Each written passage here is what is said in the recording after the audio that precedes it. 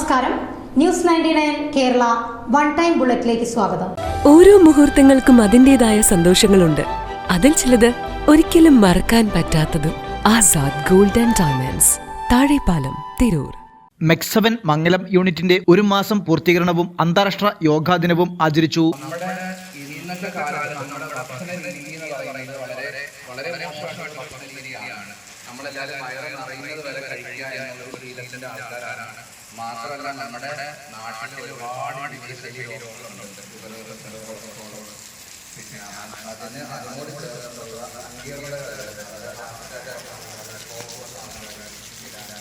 ചേർന്നുള്ള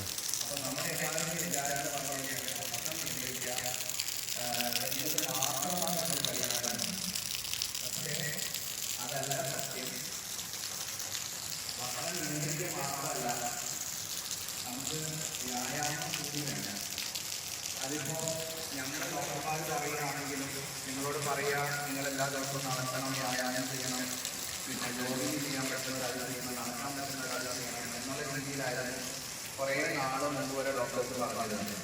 എന്നാൽ നമുക്ക് അറിയാം, മോഡേൺ മെഡിസിൻ എന്ന് പറഞ്ഞു കഴിഞ്ഞാൽ നമ്മുടെ ഷുഗർ ലെവൽ കൺട്രോൾ ചെയ്യാൻ വേണ്ടി സഹായിക്കും.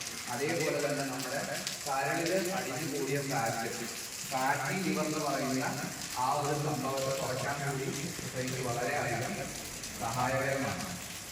അതേപോലെ തന്നെ ഹൃദ്രോഗം വരാനുള്ള സാധ്യതകൾ വളരെയധികം കുറയ്ക്കുന്നു. ഇപ്പോൾ ഇരുന്ന് ജോലി ചെയ്യുന്നതിനെ പറ്റി പറയുന്നത് സിറ്റിംഗ് എക്സിറ്റിംഗ് വാക്കിംഗ് എന്നാണ്. അതായത് പുകവലിക്കുന്നതിനോട് തുല്യമായിട്ടുള്ള കേടുപാടുകൾ ശരീരത്തിൽ ഉണ്ടാവും സ്ഥിരമായിട്ട് ഇരുന്ന് ജോലി ചെയ്യുന്ന ആൾക്കാർ. അപ്പൊ അതിൽ നിന്നൊക്കെ ഉള്ളൊരു വ്യത്യാസമാണ്.